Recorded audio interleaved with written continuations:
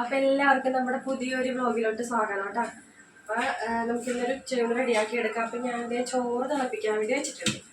പിന്നെ അപ്പൻ ചെമ്മീനും കൊണ്ടുവന്നിട്ടുണ്ട്, ചാണയും കൊണ്ടുവന്നിട്ടുണ്ട്. ഇതൊക്കെ വെച്ചിട്ട് നമുക്കൊരു അടിപൊളി ഉച്ചയൂണ് റെഡിയാക്കാം. ഞങ്ങൾ വേളാങ്കണ്ണിലൊക്കെ പോയിട്ട് വന്നിട്ട് വേളാങ്കണ്ണി പോയിട്ട് വന്നു ഞങ്ങൾ ഞണ്ടൊക്കെ വാങ്ങി കറി വെച്ചിട്ടാ.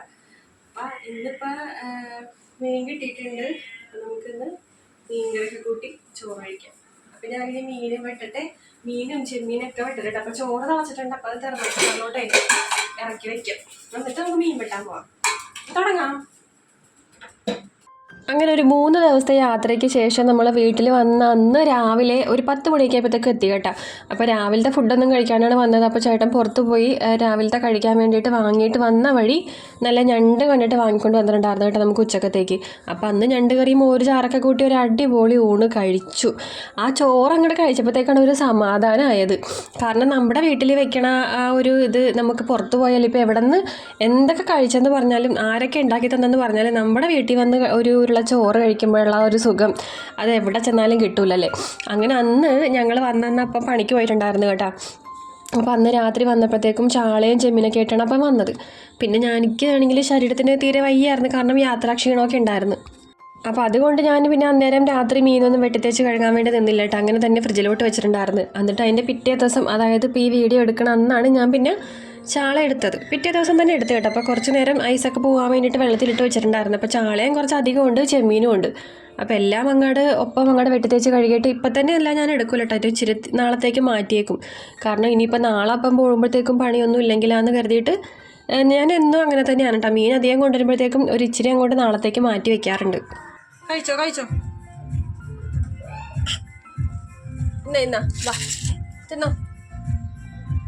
ഇടിയായിരിക്കും ഇനി രണ്ടുപേരും കൂടി. എൻ്റെ ദൈവമേ, മീനെടുത്തപ്പോൾ തുടങ്ങിയ കരച്ചിൽ തുടങ്ങിയതാണ് കേട്ടോ ഈ 2 സാധനങ്ങളും. അങ്ങനെ അതുങ്ങൾക്ക് ഒരു 3-4 ചാള ഞാൻ ഇട്ട് കൊടുത്തിട്ടുണ്ട്. അപ്പം മുഴുവനായിട്ട് കൂടി എപ്പോഴും ഞാൻ ഇട്ട് കൊടുക്കുമ്പോഴത്തേക്ക് എല്ലാവരും പറയും കേട്ടോ, കഷ്ണിച്ചിട്ട് ഇട്ട് കൊടുക്കാൻ പറയും. അങ്ങനെ ഞാൻ കണ്ടിച്ചിട്ടാണ് 3-4 കഷ്ണമായിട്ട് കണ്ടിച്ചിട്ടാണ് ഒരു പാത്രത്തിലോട്ട് ആക്കി ഇട്ട് കൊടുത്തേക്കണം. അപ്പോൾ അതുങ്ങൾ അവിടെ നിന്ന് കഴിക്കുന്നുണ്ട്. കഴിച്ച് കഴിഞ്ഞാലും വീണ്ടും വരും കേട്ടോ, അത് വേറെ കാര്യം. അപ്പോൾ പിന്നെ ചാള വെട്ടുന്ന തലയൊക്കെ ഇട്ട് കൊടുക്കും. അതെല്ലാം കഴിച്ചിട്ട് പൊയ്ക്കോളും.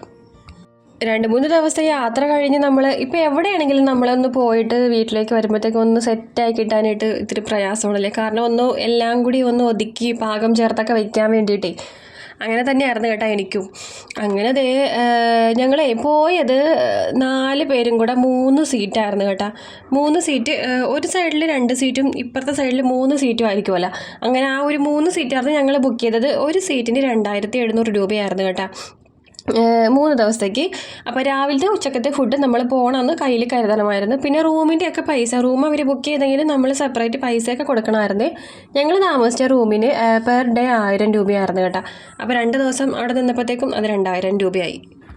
കുഴപ്പമില്ലായിരുന്നു. അത്യാവശ്യം നല്ല ക്ലീൻ ആയിട്ടുള്ള റൂം തന്നെയായിരുന്നു കേട്ടോ. സാധാരണ ഒരു റൂം, വലിയ എ സിയും കാര്യങ്ങളൊന്നുമില്ല, സാധാരണ ആയിട്ടുള്ളൊരു റൂം. നല്ല വൃത്തിയും മെനയൊക്കെ ഉണ്ടായിരുന്നു. അങ്ങനെയാണ് പോയത്. അപ്പോൾ ഞങ്ങൾ ആ ഒരു 3 സീറ്റിൽ ഒരുമിച്ച് 4 പേരും കൂടി ഇരുന്നപ്പോഴേ കുറച്ചങ്ങോട്ട് തിങ്ങിപ്പോയി. ഞങ്ങൾ ആമീനെ അഡ്ജസ്റ്റ് ചെയ്ത് ഇരുത്താമെന്ന് കരുതിയിട്ടാണ് കേട്ടോ പോയത്. പക്ഷേ ആമിക്കുട്ടി ഉറങ്ങിക്കഴിയുമ്പോഴത്തേക്കും വലിയ കൊച്ചായല്ലേ, അപ്പോൾ ഉറങ്ങുമ്പോഴത്തേക്കും നമുക്ക് ആ ഒരു കുറച്ച് നേരമൊക്കെ നമുക്ക് മടിയിലിരുത്താൻ പറ്റും. പിന്നീട് അങ്ങോട്ട് ബുദ്ധിമുട്ടായി കേട്ടോ. ഞാനും ചേട്ടനും മാറിയാണ് മടിയിലും ഇരുത്തുകയൊക്കെ ചെയ്തേച്ചത്. വർത്താനം പറഞ്ഞു വന്നപ്പോഴേ ഈ ഒരു സാധനത്തിൻ്റെ കാര്യം ഞാൻ മറന്നു പോയിട്ടാ. ഞാനും ചാളയും ചെമ്മീനും ഒക്കെ അങ്ങോട്ട് വെട്ടിത്തേച്ച് കഴിക്കുമ്പോഴത്തേക്കും കിട്ടിയതാണ്. കൊഞ്ചാണ് കേട്ടോ ഇത്. ചിലവർ പറഞ്ഞേക്കാം ചെമ്മീത്തിനെയും കൊഞ്ചെന്ന്. നമ്മുടെ ഇവിടെ ചെമ്മീനെന്നും പിന്നെ ഈ ഒരു സാധനത്തിന് കൊഞ്ചും എന്നാണ് കേട്ടോ പറയണത്. ഇതിൻ്റെ വലുതിനെയൊക്കെ അപ്പൻ വലയൊക്കെ നീട്ടുമ്പോഴത്തേക്കും കിട്ടുമായിരുന്നു. ഒരു ദാതി ഈ കളർ തന്നെ ആയിരിക്കും. എന്നിട്ട് അത് ഞങ്ങൾ വെയിലത്ത് വെച്ചിട്ട് ഉണക്കിയിട്ടും അതിൻ്റെ ദശ എടുക്കുമെന്ന് എനിക്ക് തോന്നുന്നു കേട്ടോ. ദശ എടുത്ത ശേഷം ആ തോട് മാത്രം കണ്ട് ആ കാലോടുകൂടി വെയിലത്ത് വെച്ച് ഉണക്കും. അപ്പോൾ ഇതൊരു ഓറഞ്ച് കളറാവും. എന്നിട്ട് ആണി അടിച്ചിട്ടും മതിലിൽ തൂക്കിയിടും. എനിക്ക് ഇപ്പോഴും ഓർമ്മയുണ്ട്, പണ്ട് എൻ്റെ അപ്പനൊക്കെ അങ്ങനെ ചെയ്തു. അപ്പോൾ അതിങ്ങനെ കാലോടുകൂടി ഇങ്ങനെ ഇരിക്കും. അപ്പം ഞാൻ പറഞ്ഞു വന്ന കാര്യം വെച്ചിട്ടുണ്ടെങ്കിൽ ഇനിയിപ്പോൾ പോകുമ്പോൾ 3 സീറ്റിൽ 4 പേരും കൂടി ഇരുന്ന് പോകാൻ പറ്റില്ല കേട്ടോ. അനുഭവം ഗുരു.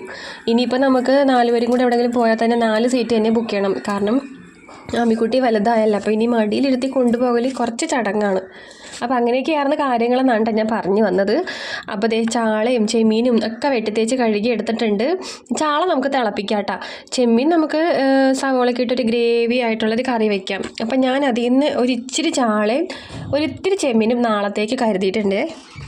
അപ്പോൾ അതേ ചെമ്മീൻ കറി വയ്ക്കാനും ചാള തിളപ്പിക്കുവാനുമുള്ള ഉള്ളിയും സവോളയൊക്കെ ഞാൻ പൊളിച്ച് നന്നാക്കി എടുക്കുന്നുണ്ട്. നാളത്തേക്ക് ഒരു ഇച്ചിരി കരുതിയെന്ന് വെച്ചിട്ടുണ്ടെങ്കിൽ എന്താണെന്നാ കുറച്ചധികം തന്നെ ഉണ്ടായിരുന്നു. പിന്നെ അതുപോലെ അപ്പന് വഞ്ചിയിൽ പോകുമ്പോഴത്തേക്കും എല്ലാ ദിവസവും മീനങ്ങ് കിട്ടണമെന്നില്ല. ചിലപ്പോൾ നമ്മൾ ഇന്നെല്ലാം ലാവിഷായിട്ട് അങ്ങോട്ട് കറി വെച്ച് കഴിഞ്ഞിട്ടുണ്ടെങ്കിൽ നാളെ ചിലപ്പോൾ പണിക്ക് പോകും. പക്ഷേ ചിലപ്പോൾ ഒന്നും കിട്ടിയില്ലെങ്കിൽ പിന്നെ നമ്മൾ കയ്യിൽ കാശ് കൊടുത്ത് വാങ്ങാൻ നടക്കണം. അപ്പം ഞാൻ അങ്ങനെ എപ്പോഴും കരുതാറുണ്ട്. പിന്നെ മഴ സമയത്തൊക്കെ ഒരു ജൂൺ ജൂലൈ സമയത്തൊക്കെ അപ്പനെന്നും പണിയുള്ള സമയമാണ്. അപ്പം നല്ല മീനുകളും കാര്യങ്ങളും എല്ലാ ദിവസവും കിട്ടും. അപ്പം ഞാൻ അങ്ങനെ എല്ലാവർക്കും കൊടുക്കും കേട്ടോ. എല്ലാവർക്കും കൊടുക്കും. കാരണം എന്ന് വെച്ചിട്ടുണ്ടെങ്കിൽ നമ്മളിവിടെ ഫ്രിഡ്ജിൽ കൂട്ടി വെച്ച് ഇങ്ങനെ തിന്നണതൊന്നും ഞങ്ങൾക്ക് അങ്ങനെ വലിയ താല്പര്യമില്ല. ഫ്രിഡ്ജിൽ ഇങ്ങനെ കുറേ ദിവസം വെച്ച് കഴിക്കണത്. ഒരു ദിവസത്തേക്ക് കരുതും, പിറ്റേ ദിവസത്തേക്ക് ഒരു ദിവസത്തേക്ക് കരുതും. അല്ലാതെ ഇങ്ങനെ കുറേ ദിവസത്തേക്ക് ഇങ്ങനെ വെച്ച് കഴിക്കണ ഒരു ഇത് നമുക്കില്ല. അതുമല്ല ഇവിടെ ആർക്കും അങ്ങനെ ഇഷ്ടവുമല്ല കുറേ ദിവസം ഫ്രിഡ്ജിൽ വെച്ചിട്ട് ഇങ്ങനെ കഴിക്കണതേ. അപ്പോൾ അതുകൊണ്ടിട്ട് ആർക്കെങ്കിലും ഒക്കെ ആയിട്ട് ഇങ്ങനെ കൊടുക്കും.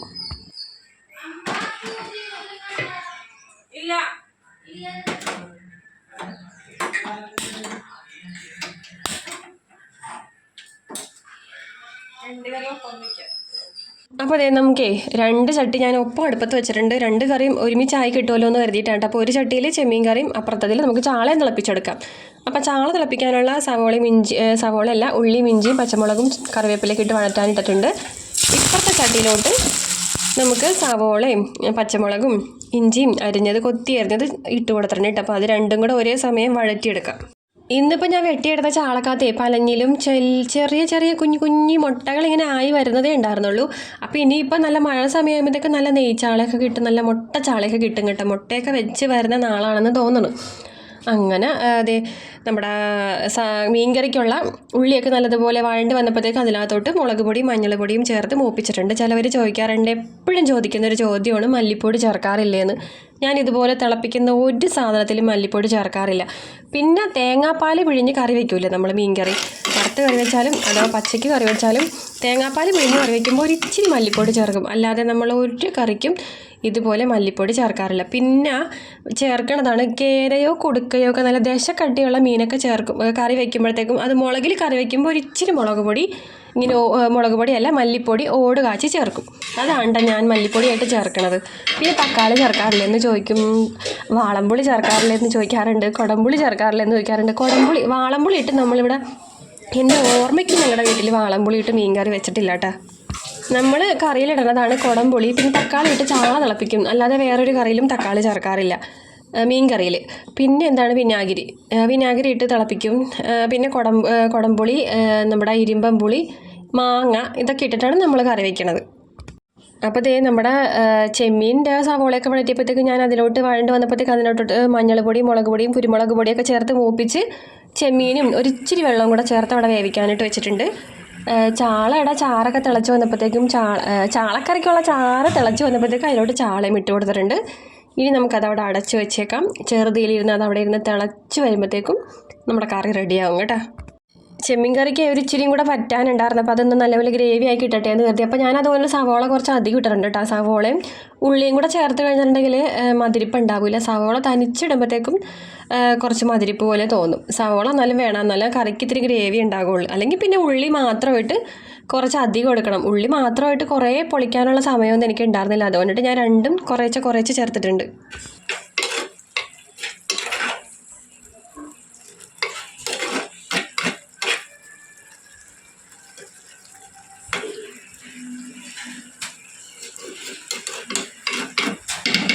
പിന്നെ എന്തെങ്കിലും ഒരു കൂട്ടം പച്ചക്കറി നിർബന്ധമാണ് കേട്ടോ. മീൻ കറി വെച്ച് കഴിഞ്ഞാൽ ഒരു കൂട്ടം പച്ചക്കറി അതെപ്പോഴും ഉണ്ടാകും. അപ്പോൾ അതേ കൊത്തമരക്കയാണ് ഞാൻ അരിഞ്ഞെടുത്തത്. ഞാനല്ല കേട്ടോ, നമ്മുടെ ആലുക്കുട്ടിയാണ് അരിഞ്ഞു തന്നത്. അപ്പോൾ അതുകൊണ്ടിട്ടാണ് ഞാൻ അരിഞ്ഞതൊന്നും കാണിക്കാതിരുന്നത്.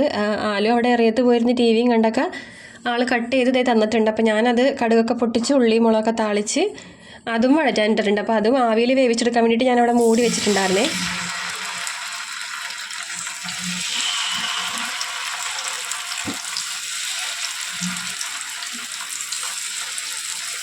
മീൻ വറുക്കാൻ വേണ്ടിയിട്ട് അരപ്പൊക്കെ തേച്ച് പിടിപ്പിച്ച് അതൊരു ഇച്ചിരി നേരം കഴിഞ്ഞപ്പോഴത്തേക്കും മീനും വറുക്കാനായിട്ട് അടപ്പൊഴിഞ്ഞപ്പോഴത്തേക്കും കേട്ടോ അതിലൊരു കണമ്പും പിന്നെ 2-3 കുട്ടനും ചാളയും ഒക്കെ കൂടിയാണ് ഞാൻ വറുക്കാൻ വേണ്ടി എടുത്തേക്കണത്. അപ്പോൾ അതും വറുക്കാൻ വേണ്ടി ഇട്ടിട്ടുണ്ട് കേട്ടോ അടുപ്പത്ത്.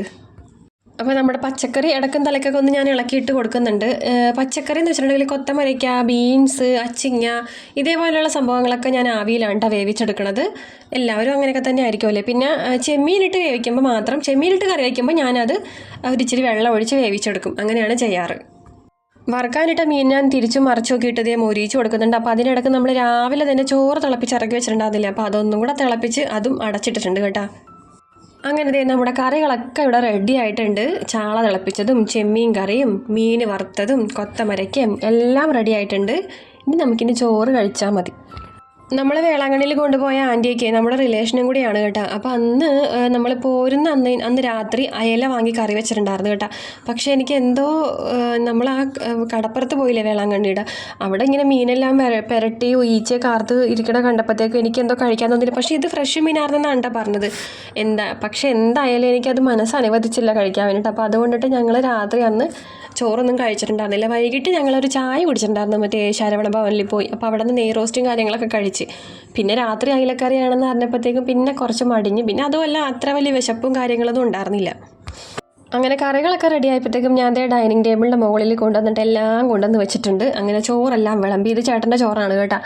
ചോറിനകത്തോട്ട് ചാള വറുത്തതും കൊത്തമരയ്ക്കയും ചെമ്മീനും ചാള തിളപ്പിച്ചതൊക്കെ ഇട്ട് കൊടുത്തിട്ടുണ്ട്. ഇനി എല്ലാം കൂടെ കുഴച്ചൊരു പിടി പിടിച്ചാൽ മതി.